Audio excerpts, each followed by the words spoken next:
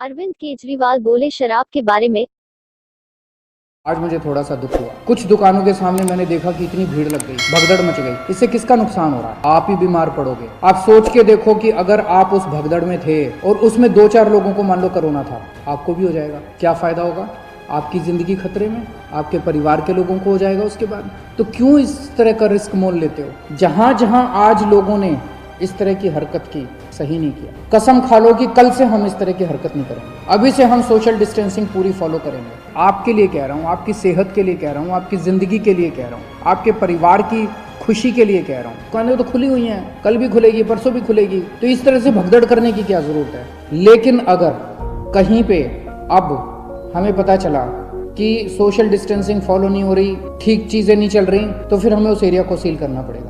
फिर जो हमने रियायतें दी हैं वो रियायतें हमें वापस लेनी पड़ेगी। मेरे पास कोई चारा नहीं बचेगा। और दूसरी चीज, दुकान वालों को जिम्मेदारी लेनी पड़ेगी। अगर आपकी दुकान है और आपकी दुकान के सामने ये नहीं हो रहा, आपकी दुकान बंद कर देंगे, आपकी दुकान सील कर देंगे। कोरोना को केवल सरकार नहीं हरा सकती जब तक लोगों का साथ नहीं मिलेगा। और दिल्ली के लोगों ने आज तक बहुत बड़े बड़े काम करके दिखाए हैं। सबसे बड़ा काम तो पिछले 5 साल में दिल्ली के लोगों ने करके दिखाया था जब डेंगू को हराया था। आप लोगों ने 10 हफ्ते 10 बजे 10 मिनट प्रोग्राम किया था और डेंगू को हराया था।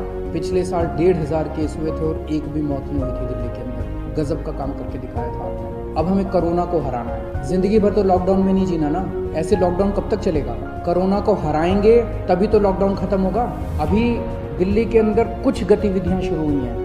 अब धीरे धीरे जब कोरोना को हराएंगे तो दिल्ली को और खोला जाएगा, फिर और खोला जाएगा, दिल्ली में और एक्टिविटीज शुरू की जाएगी। तो अब अपने को कोरोना को भी हराना है और मिलके हरा सकते हैं। बस 3 चीजों का ख्याल रखना।